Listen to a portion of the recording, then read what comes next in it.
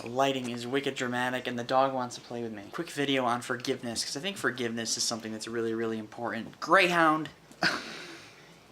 So I watched a video below. You can check it out in the smile video that I saw. It's by Sam. He talks about forgiveness and saying I'm sorry, and I'm watching Jaws currently.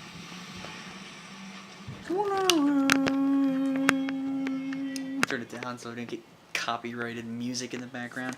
But it's such an interesting video and topic to think about because a lot of people don't approach it from a specific angle. It has to do a lot with closure and respect and confidence and kind of making sure that there's true forgiveness in the situation. When a bully wrongs you in school, you really don't like the person, and the art of possibility says we should never name a human being as the enemy because that's a bad thing to do. Well, yeah. Obviously it's bad, but it's kind of hard not to, right? Apologizing can be strength. It's a sign of strength. But it depends on how you apologize, right? Are you aiming toward using I'm sorry as an excuse, or are you aiming it toward using it as I'm gonna do this better? It's a strength to a specific point. True forgiveness, the main point here, is when the perpetrator, the person that does the wrongdoing, that hurts somebody else, asks for their forgiveness. Because you really leave it open-ended if you don't ask at all. Real healing is when effort is from both sides of the equation. When somebody's like, I'm sorry, I did this wrong, I'm a fart bag, and I need to apologize. And then the person says, do you forgive me? Yes, I forgive you. I realize you're trying to understand what you did wrong. That's not being a fart bag. Right, Hank Green? It's kind of sad, but most of the time we just have to let the confrontation go and not solve it with true forgiveness, because not all people that are victims and not all people that are perpetrators actually confront the issue, because that's hard. Tough love. That's tough. It's thinking first and then speaking. It's being proactive versus being reactive. Classic, right?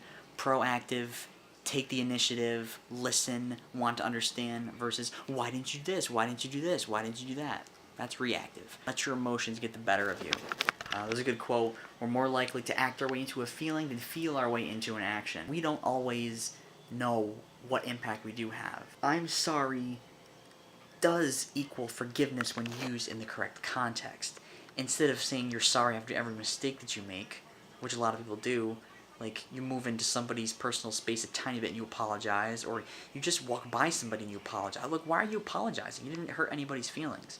The problem with that mentality is you apologize all the time, you're worried about what other people think of you, you're worried about offending everybody, and that just leads you to be this nervous wreck around everybody instead of being confident.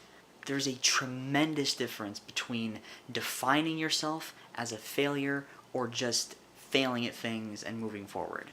Confidence is key. Forgiveness. Give forth your presence, your words, and your want to understand. That's my thought today on forgiveness and saying sorry, and there's a video I responded to below.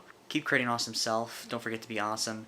And remember to seek true forgiveness with people and communication instead of avoiding things and just letting things slowly build over time that are not good.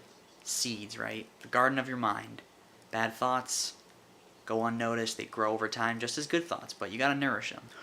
Goodbye!